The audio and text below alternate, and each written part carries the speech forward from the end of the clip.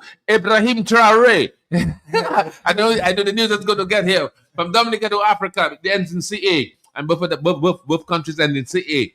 Okay, so this is our homeland. We have with us brother Imani Shaw, and we'll be joined in a short while from now on Sister Nats. We'll be talking about products available here for the hour to enhance our Africanness and to build us in our Dominican consciousness. And we'll talk about all the things to do with Dominica, the Caribbean, and the world. We're local, but we're going global this morning. Thanks for joining, Imani. Greetings. One and all Africans at home and abroad. Yes. I'm tempted to say, "Ah, Rastafari." Okay, so this morning, before we were joined by our secondary guest, how did they start, bro? How did they start out? How did they go in? They're good, man. Everything good. Everything dynamic. Everything right on cue. I like that. Right on cue. Yeah, because we're in a time of great observation. Yeah. This is a time when we commemorate in Africa Day. Yes. Formerly called Africa Liberation Day. Mm-hmm. So it's a time when the consciousness needs to explode. Yeah. Mm-hmm. And everybody needs to get in tune with what's happening. Yeah, you mentioned it moved from the slight deviation from African Liberation Day to Africa Day. How significant is that day? Especially it's significant as well. I mean, in our minds, we still say Africa Liberation Day because it was so for so long, mm-hmm. you know. But then the Africa Day concept came a little a few years ago. Yeah. When the Africans decided that we're going to celebrate it as the day, because the liberation aspect of it was what was really predominant in that time. Yes. So you find the liberation struggle was on. Yeah. Zimbabwe, South Africa, Angola, Mozambique. So that liberation thrust was on. Mm-hmm. And since that time, the heads have decided, well, let's go to Africa Day. So we commemorated Africa Day for all Africans, home and abroad. Yes. And that is a very important time because we need to focus on what is ours and our destiny. Mm-hmm. Yes. Because too long we have had all other days. We celebrate all other days. Mm-hmm. Commemorate all other days. Yeah. Commonwealth Day. Father's Day, Commonwealth Day. Yes. And we're not focusing on what is ours, what is our history. Yeah. So we need to, as Marcus Garvey said, a nation without knowledge of its history is like a tree without roots. Mm-hmm. So we need to focus on our history and not be ashamed of it, because our history is long before slavery. Yes. I just said that. Yeah. Give me an example. Yes, it's long before slavery. Yeah. Open that window for me. Well, I mean, remember Africa, Ethiopia, that is the most ancient of civilizations. Mm-hmm. That is where life spring from. You see? Mm-hmm. So it's centuries, thousands of years that we Africans have been here, and we have been the ones contributing and have contributed to the world and the development of the world and the movements of the world. I'm happy that you said that. Just this morning, I should remember his name, and I'll Google his name again. There's an African doctor who did the first cochlear implant to let somebody reverse hearing loss. Now the person can hear. The first African to put a 3D print of so that individual can now hear. First person to do it in the world. So once again, of course, because the father of medicine is an African, Imhotep. Oh, because we thought that it was Socrates.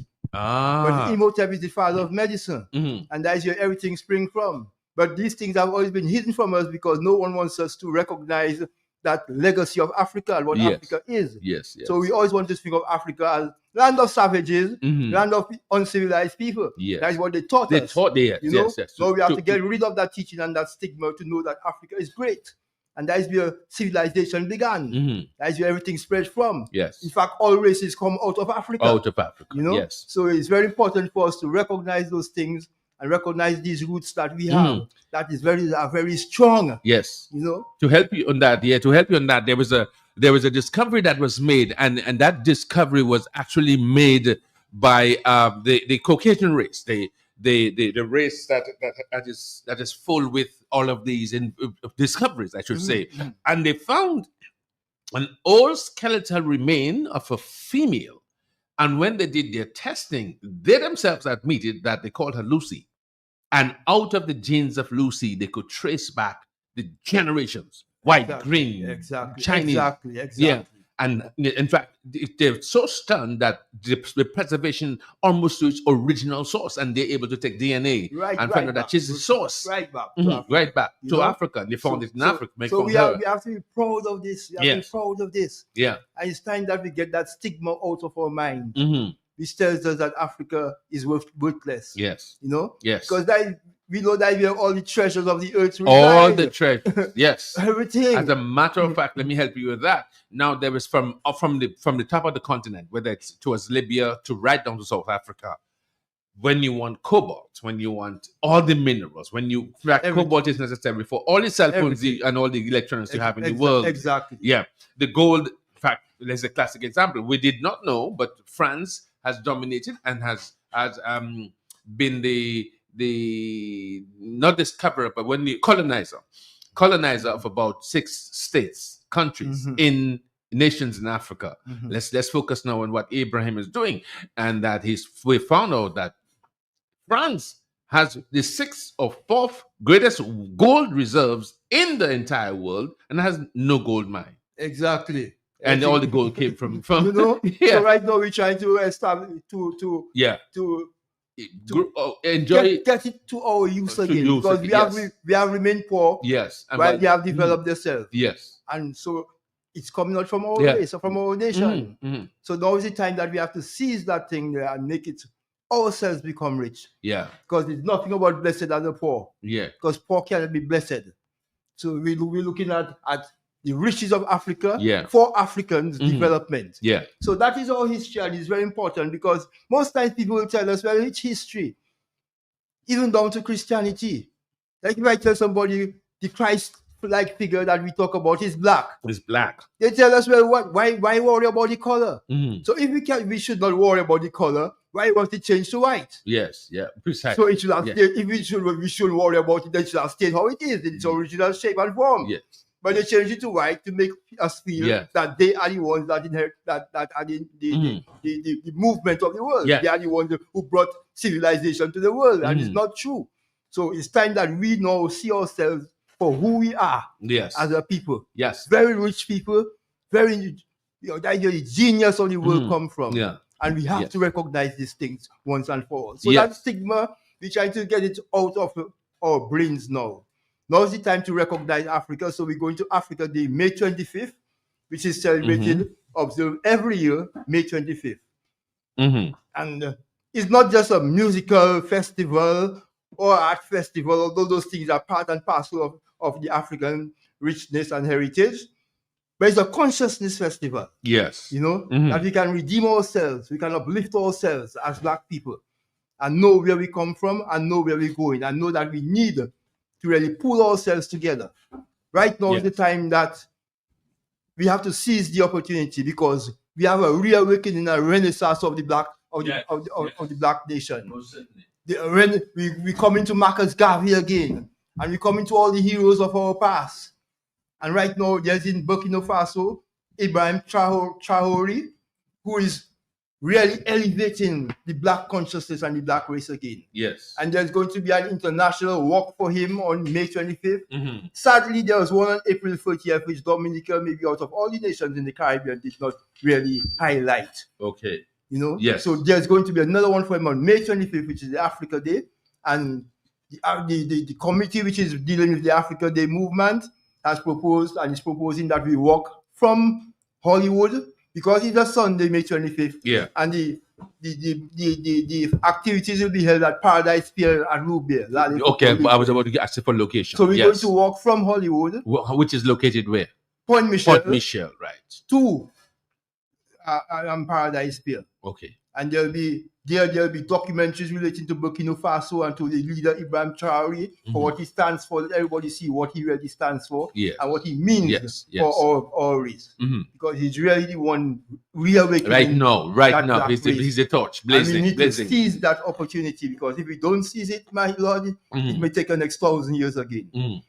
And long our race have been underdeveloped.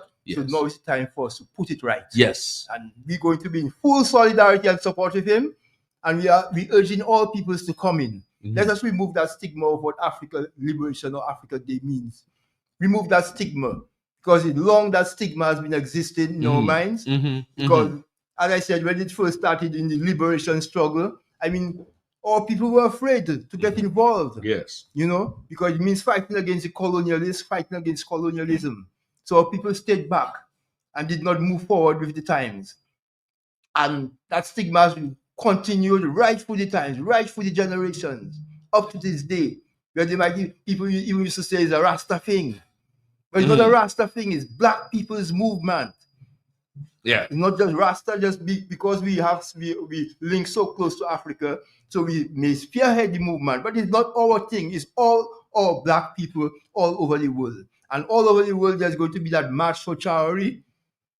Very significant. So we Dominica, no exception. We're going to do the same thing, and we're going to highlight that movement of Ibrahim Traore for the world to see.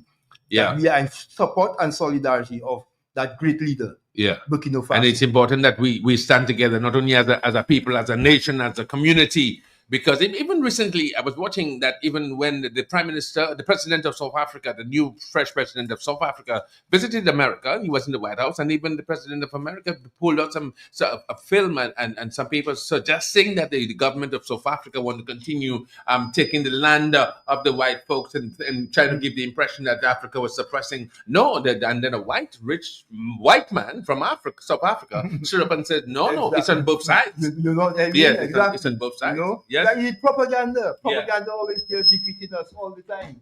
So it was good that he came in with these other people so that they could realize. Yes. Another important thing as we're talking about that and the American part, before Sister Nats who right here, Grace as a presence, yes. Is that day very significant 5 years ago, May 25th, 2020, was a reawakening to an extent of the struggle of Black people. That was the day when, remember this famous phrases, I can't breathe. I can't breathe. On my neck? Yes. This was the same day, May 25th, that happened in 2020. Wow. 5 years ago. Yes. And that was the next thing that was global outrage. And first time I see white and black together and everybody marching. I can't breathe. You know, I can't breathe.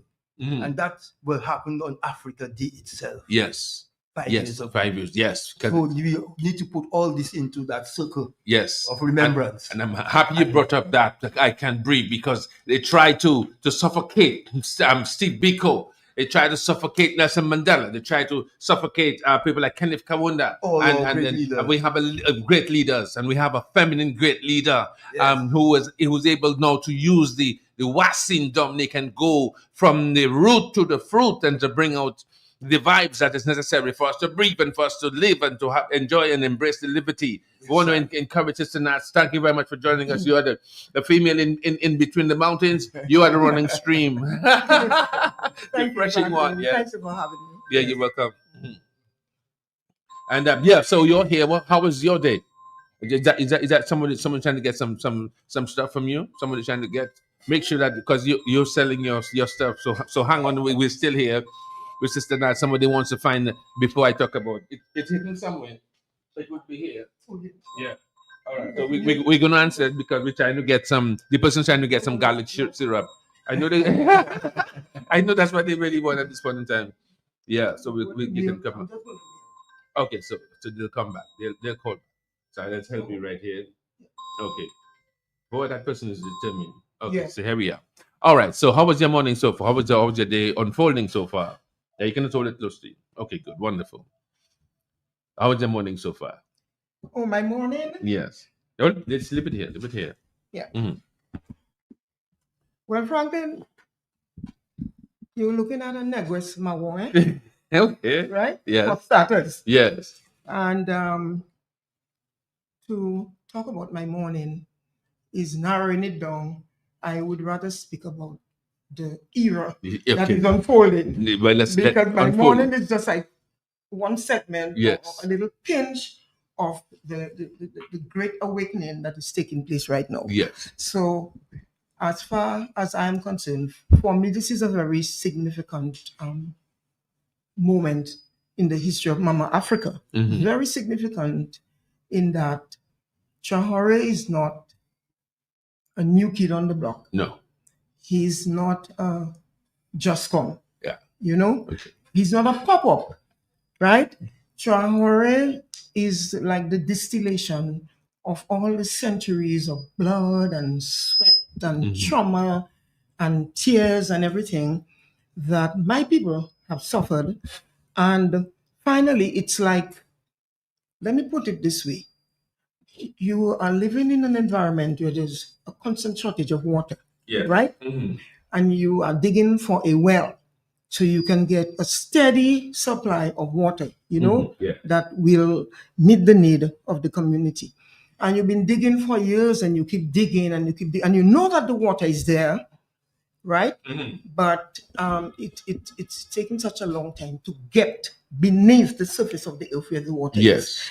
So here you are digging and sweating and going through all the trauma of digging, and suddenly one day you strike You water. strike gold. Yes. So this is how my morning and the last few days have been going. Okay. Ever since Traore surfaced on the International on the new Platform. African horizon. This is the feeling that I've been living with. And it really is a deep down feeling, because I can tell you, Franklin, that when it comes to me, I have a soul tie with the Black liberation struggle. Okay. It's like a navel string connection, right? So I'm not one of those I'm in today and out tomorrow. No, I have a lifelong commitment to the Black liberation struggle. And that commitment, it is fed and it is fueled by my knowledge of the struggles of my ancestors. So the link is really deep. So this is why the whole Traore awakening is like, finally, like the brother said, oh, I can breathe.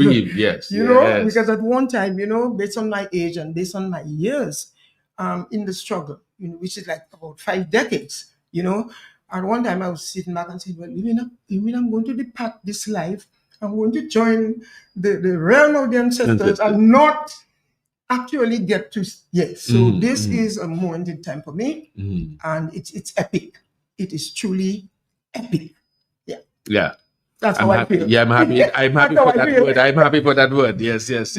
Maybe I should make it even flourish it a little and say it's epilicious. Yeah. Yeah. So we have the combination here. So what is your idea and the concept of maybe your organizations, but questions for both of you, for the inclusion of, maybe we can call it Black consciousness, Black discoveries, Black inventors, Black leaders being included in school curriculum? What's your take on that? What's your idea on that? Well, if I'm to be absolutely honest, this is an age-old song. Okay. That of course, the inclusion of Black history in Black schools is about the re-education of the Black mind, right? Now, you know that there are so many forces out there militating against the re-education of the Black mind, because don't forget, as soon as your mind is liberated and the oppressor begins to lose his grip. Yeah. So that is a sore point. That is a very critical point. And this is why it has taken so long to materialize, because this is one of the main tools that the enemy continue to use against us. Fill your mind with a lot of lies, a lot of propaganda, a lot of, fill your mind with a lot of negativity about who you are. And they have this thing so well put together.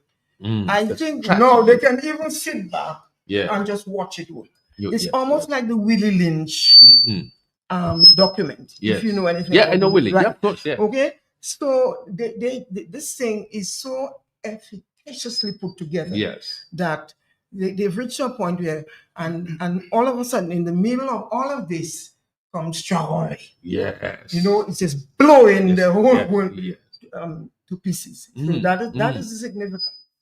But coming back to the Black education thing, this is something that we have to keep going at until it gets to the Traore point. Where you dig and dig and suddenly, we can put Black education in schools.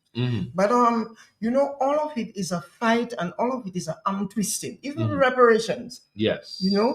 I would like to. I'm happy you mentioned that. Yes, I would like to say that I deep inside, deep in my spirit, I am on the reparation trend. But I also know deep inside of my spirit that this is going to be more than an twisting operation. Yes, for the simple reason, we tend as Black people to forget that white supremacy, like racism, is a psychological abnormality, right?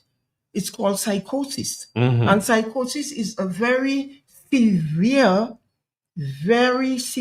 case of derangement of the mind. Yes. Where you drift out into delusions, you become delusional, and you lose contact with all your external reality.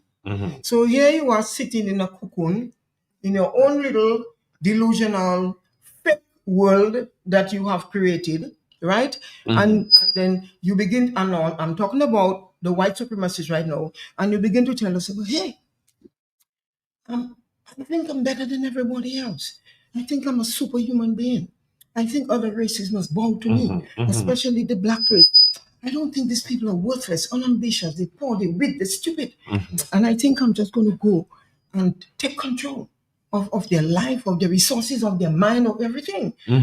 So in his cuckoo little mind, he begins to tell himself, oh, it's all right for me to go and trample on him, rape the country, plunder, do as I please, control everything, walk all over them, deprive them of the sovereignty, deprive them of identity, deprive them of an opportunity for self-determination. That's the psycho thing. That this is why I know that reparations is not going to be easy. I can tell you frankly, I already know, because I'll tell you, I stood at the battlefront for 5 years in Canada. When you stand at the battlefront, you walk with death. But at the same time, you have to lose your fear of death. Are you with me? Yep. So I encountered white supremacy and white racism head on. Right? Yes. I dealt with them on a one, from the RCMP to the average Canadian on the ground. So I know how deeply entrenched that supreme feeling that they carry. I know how deep it is. I know how it is something, it is part of their DNA, it is part of their psyche, and no matter how warped and distorted and convoluted that thinking might be, look how far it's taken them. Look how far the psycho, right, has become the victor, and those of us who claim to be normal ended up being victims at the hands of the psycho. So they know what they're doing. You understand? Like there's a method in their madness. The method matters. Yes. So I'm looking forward to reparation, and reparation is, as a matter of fact, Franklin, reparation is something that should have been worked out since 1833. Yes. The night of what? August 1st? Yes. Midnight? 1833? That is the point at which reparation should have should have been worked out. Right there. Right? Because all the facts are there, all the history is there. You subdue a group of people to work. Okay, you have an idea for an economic venture. So you grab a group of people against their will, you run them across the Atlantic, the Middle Passage. You grabbed a few million, you dumped about 1 million in the Atlantic in bringing them across. Yes. Yeah, like they scattered like God. Exactly. Human beings. Exactly. This is how the psychopath sees us. This is how he sees us. It's important that we as Black people come to that realization and understand the workings of the mind of the enemy. Because in every war, if you are going to win, you must be able to understand what is going on in the camp of the enemy so that you can counter strategize. Yes. So and it comes back to the answer you asked about black education. Yes. Now, black education would automatically solve that problem. Pronto. You know, Yes. that problem would cease to exist if black education was introduced into the schools. So that is why they're guarding that with their life. You understand? Yeah. Yes. Right. So coming back, and so we are at a point where the white supremacist, the racist, has succeeded in convincing himself that he is in fact superior, you know, and he is saying that against a background of Lucy. Now, who is Lucy? Lucy is the oldest remains of the human race that was discovered in a cave in Egypt, right? They named her Lucy. They found the bones, and when the archaeologists did their archaeological testing, they discovered, wow, this is the oldest person living. the remains. Specimen. Yes, Remains. So humanity gets its genesis from Lucy. That's one. Okay, so how can you be all that superior and Lucy was not discovered in Europe? That's one. And the other thing is melanin. No, melanin, it will take a whole other program. Yes. if we have to go into melanin, yes, and how selective we are as a race, and how singularly important. I'm telling you, melanin is a whole, not even an all. Melanin probably need to do a series of lectures at UB on melanin alone. So melanin, I alone could talk about laminin in itself, which is the blood color. So we have our melanitic status, which they don't have and will never have because of their biological structure. Right? So there's Lucy, there's melanin, there's so much. Not to mention the most ancient civilizations, right? That we have given to the world. And against that background, you come in with your little cuckoo story. Oh, I'm the biggest, I'm the best. And there's no one higher than me. Among all the species, all the races, you know? So it shows you, I'm just saying that to portray the depth of madness. Yeah. You know, you have all these historical facts against you. Man, you're still there to stand up and say to the world that you're the best. You're still there to go into Africa and try to pretend that you're the best. You guys are not smart enough. You don't have leadership skills. You guys are a bunch of primitive. Yeah. So, excuse me. So I will take over and I will run the show, and I'll run it as I please. I'll do it as I see fit. Yeah. You see that kind of mentality? Yeah. Yeah. That is what we are up against. That is what I faced in Canada for the 5 years that I fought racism and white supremacy. That was in my face every day. You understand? But as far as I was concerned, my stand was zero tolerance. I said I wasn't going to have this from how can the lesser, you know, say to the greater that I am greater than you. And the greater standard is yeah. Yeah, I mean, yes, Manny. While the reparations issue seeming to be difficult and seeming to be a very painful journey, but this is going to be what is going to bind Africans together. The issue that is going to bind us together, because it is very important that we have a moral and just case for reparations. Because reparations for what went on with our people, the injustices and the brutality and the pain that we suffered, we have that moral right to demand it. And Africans, and it is very important that while the Caribbean seem to be the one who pushing and pioneering this movement, but right now the African on the African continent have joined now with the Caribbean to push that movement. And it's going to be the most single event that is going to bind all Africa together because of that morality of that case. So I think that The pain, yes, painful, but necessary. And we're going to keep it going. We're going to keep it moving. We're going to keep it enlightened. We're going to keep it lighting. We're going to have that spark burning continually until it happens. And we have to be forthright about it because there are many instances where other nations got reparations. For example, we can talk about the so-called Jews who were given reparations based on what they say the Germans did to and Hitler did to them. And there are other instances where other people got reparations. And it is just right that Africa now demands that as a people. Because this was the most unjust occurrence of an event that happened in the world. Would the nations... Yeah, go ahead. Finish. And to come to the schools, this has to be forwarded to the schools. Remember in schools before, and my sister has to remember that there used to be a subject called civics. Civics, of course, yeah. But it wasn't a subject to be for GC. No. But it was taught in the school, civics. So the same way, if we find in that Black history is so that it cannot become a subject in CXC, but it must be now that awareness now needs to be brought forward to the schools.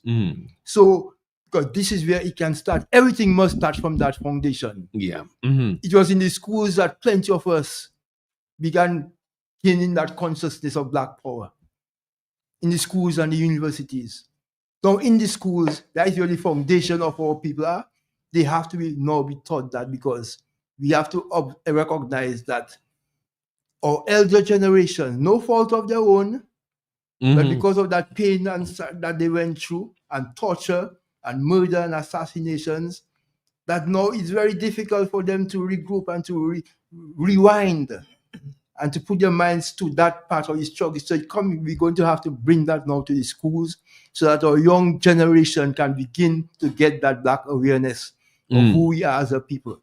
And by extension, maybe the University of the West Indies could have a course, a curriculum where they teach and empower people through inventions, creating inventions. Because with the computer that we have, excuse me now, sorry, there's a young guy, I think from South Africa. He created the entire technical system for algorithms. It was bought from him by Google. The algorithm whereby if you are depends on how often that you share your preference for, let's say, cleaning, for cooking, for agricultural products, then the algorithm automatically sends everything associated with your liking to you. A young 21-year-old. So there's we as Black people have been naturally gifted with that. And then we have leaders. For instance, we have leaders like Toussaint Louverture, who took on France and won. Our first Black freedom fighter in the Western Hemisphere, to embarrass millions of a generation that was determined to keep us subservient. And we have people like, even back home, I mean, Ruthie Douglas was able to really open the door for scholarships, and having been a friend of Gaddafi, being a friend of even Cincinnati mentioned Canada. I mean, he was forceful and demonstrative of how he stood for something, and he I mean, to go as far as he had them walking on their heads. Well, should I say we had them? No, we taught them a lesson that they would never forget. So much so that, not wanting to interrupt the brother's flow, so much so that 50 years later, after the Sir George uprising, 50 years later, right? That's about 2 years ago. My phone rings at about 11 o'clock. Is this Cincinnati? Yes, this is Cincinnati. And then I hear kind of like a scream of, annihilation. I'm like, what's going on? And then, so this was a call from two lawyers who were on a search for all the students who had been demonized in the Sir George era. In that era. They were looking, and it was kind of hard to find. They said some were in nursing homes. Many of them had passed. And they were desperately looking, because guess what? After 50 years, Concordia University finally came out. You see, truth Hidden for how long will rise again? Yes. You know, because there's no hiding place from Kama. There really is no hiding place. So they said, Sister Nat, we're glad you. That's you, Sister Nat. You, where are you in Dominica? You're alive, okay? So I said, we're calling from Canada. We have some news. So hear me. Well, what have I done this time? No, because I've been dragged over the coals and I paid the price and everything. So I'm like, what did I do this time? And they said, this time is your hour of victory. So I said, talk to me. They said Concordia University, they commissioned a task force. They put together a task force consisting of 4 auspicious individuals. And they commissioned them to carry out an investigation into the truth they thought they had buried 50 years ago that had been probably haunting them. I'm telling you, we taught them a lesson they would never forget, honestly. And so the task force has just released the recommendation. There are 88 recommendations. They said tomorrow we're going to send us your email. We're going to email you the copy. And that task force made 88 recommendations to Concordia to make good the damage. It started with, of course, the usual white stereotypical approach, apology, public apology. So that was easy peasy. Yeah. So Concordia was because they had created a smear campaign against our name in the international community, so much so that some countries were refusing us entry into the country because we were branded as terrorists and criminals. Okay. Yeah. Wow. This is deep. Yes. Yes. I told you, it's deep. I stood under the gun. I walked with death, you know. And so he said, okay. So that is the first recommendation. And then the 80th point said, we can't go through it with you in this phone call, but we'll send it to you. And if you know of any living survivor from the Sejotting, let us know or send it to them, because we are going to give you representation free. Wow. We know that you all are all over the place. We also know that you all are of age and whatever. You might have just forgotten about this whole thing. So we will give free representation, and we will on your behalf, we will bargain with Concordia on your behalf concerning. So I got the document and I saw all the 88 recommendations, in addition to, let's say 87, in addition to first a public apology. That was the first. Oh boy, everybody get the apology, you know. And then all the other breakdowns. This is why I know what I'm talking about when I say yes, reparation will come, but it will come with a fight. Yes. It will come with a fight. But you see, like the time it took with you. You see, like the time that it took with you. As long as it may seem, that is the same thing is going to happen in reparations. Exactly. It's going to have to come. You see, because it's important to realize that in the 18th and 19th centuries, there's a lot of fight for freedom from slavery. Yes. In the 20th century, there's a lot of fight for the decolonization of the African countries, fighting for independence and decolonize yourself from imperialism. In this 21st century is the fight for reparations. Yes. And we have to move on with it. We have to, as painful as it's going to be, we have to demand it. Yeah. And this is a century for it. Because all Africa and the Caribbean and the Americas, all the black people are united in that common cause. And we have to make that victory come to us. So give thanks that, and it is so sad, you know, on one level, because they have fought against us so much, psychologically and all kind of ways, physically, that most of our forerunners, most of our activists of the past, and I can go back to the 60s and 70s, would no longer be involved and no longer wrong. You know, give thanks to people like Sister Nat, who has maintained.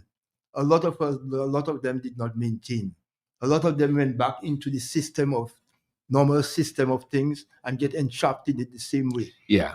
And especially since I can recall the Maurice Bishop Oh, I was coming to that. Revolution. Right, right. Since Continue. After that, when America invaded, Yeah. as though everything was just stifled. Yeah. And the whole movement of the conscious movement just got stifled, you know. And so now we trying now to regroup again, because that's what they have been doing to us all the time. That's why they kill all our leaders, assassinate all our leaders, imprison, persecute, prosecute, torture all our leaders, to get all black people to become cowards and for us not to continue that struggle. Yeah. And that happened. When that happened with Maurice Bishop, that was almost like the final straw. Yeah. That just crippled black people. Yes. I mean, you're correct, because I had it written down, because people like, as I mentioned, the Toussaint Louverture, if you tell the average, I don't want to go that far. If maybe the average 25-year-old, 26-year-old, they make the Toussaint Louverture, they think the man from Castle Bruce, you know? Yeah. And then you have people like Rosie. Okay, since Rosie passed, that would be over 20-something years. I mean, there is no mention of people like Rosie, and even Fidel is still considered to be an outcast, but he has already helped expand the horizon for education. And we accepted the propaganda that these people are terrorists. Yeah. Or people like Norman Manley and Maurice Bishop and Eric Williams. Not forgetting Walter Rodney. So Walter Rodney, yes. All our leaders. All our leaders. You know? Yes, Walter. When Nelson Mandela was put in jail, even all people were accepting the propaganda that he was a terrorist. Yes. And when he was finally released, like, everybody don't want to embrace him. You know? Because the narrative that we were taught, we continue being taught. Maybe I just pull up something. Let me just shed some light on. Yes. And then we'll talk about what's the activity, because we're going to wrap up in 1 minute. Yeah. Okay. So this is what the French economy minister is saying. That is in reaction to the unfolding of the freedom train. You know, he says, it was Emmanuel Macron's stupidity that opened the eyes of Africans. Listen well. One thing is certain. If France loses its colonies, our children and grandchildren will have to go to Africa in search of their livelihoods. Right? Immigration will change direction. You hear that? Right. Macron needs to go, or France will suffer. So even the infighting is going on between the psychopaths, because they're starting to realize, well, no, this Traoré thing is bigger than we thought. You know? So we have 5 minutes. So so Macron needs to go, or France will suffer.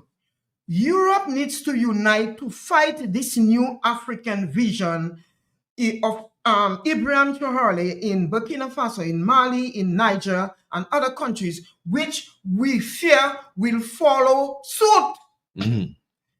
If one of the protagonists' heads falls, the others will abandon the vision. Traoré must go, right?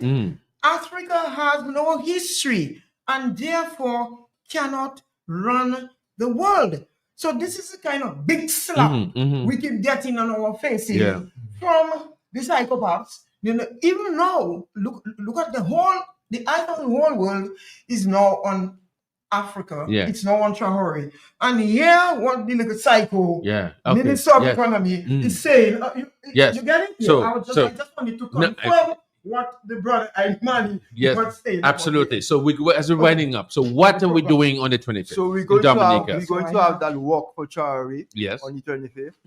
As we said earlier on, from Hollywood Point Michel to Paradise Pier and Louvier. And this is very significant. And that whole consciousness that we're talking about is what we're going to be revealed in this time.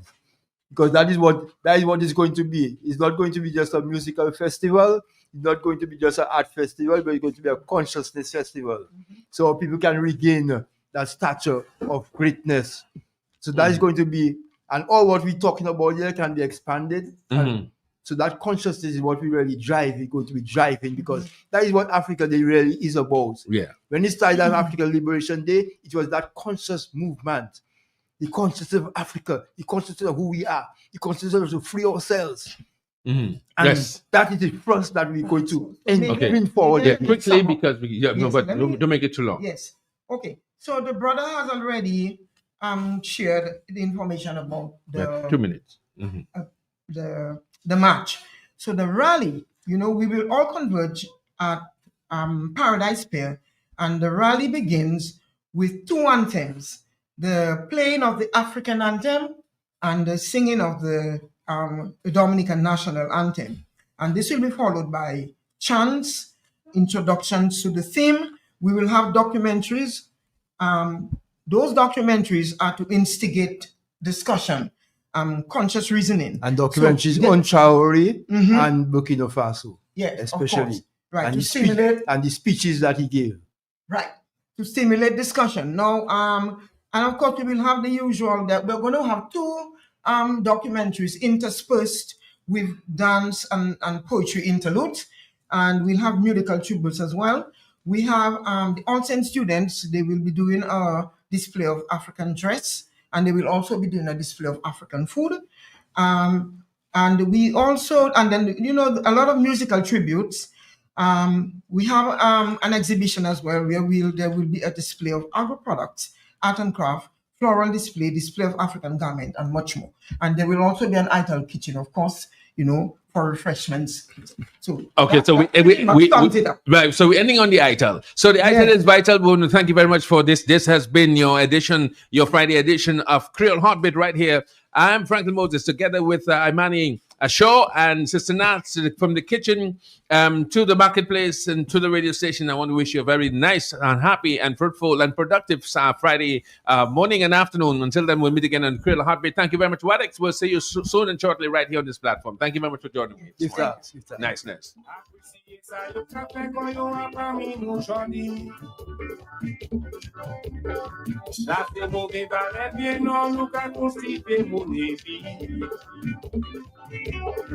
Pour nous connaître, pour nous fait pour nous tout ça bénéfice. For all the wonders you done for us, Lord, spreading the culture all over the world. For all the good things that you done for God, that's why we thanking you. We thanking you, brother.